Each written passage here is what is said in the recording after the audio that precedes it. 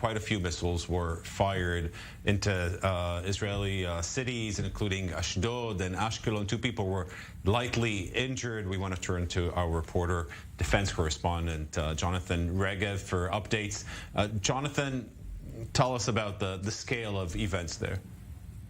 Not even close to the border area, we can say, as you mentioned.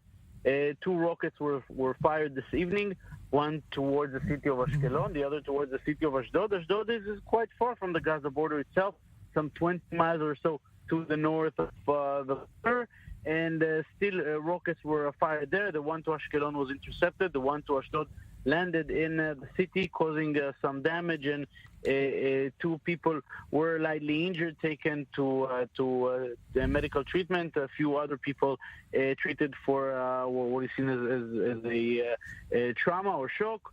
And this clearly shows the sentiment, perhaps, in the Gaza Strip towards this deal signed this evening in Washington, maybe signaling to Israel that signing all these deals with the Gulf countries is very nice, but the real problems are the ones here, and these accords clearly do not solve those problems.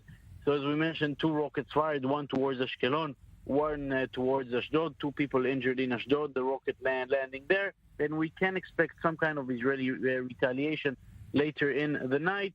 Since the Israeli policy is very clear, anytime a rocket is fired into Israeli territory, Israel strikes back. Okay. Jonathan Regev, defense correspondent, thank you very much.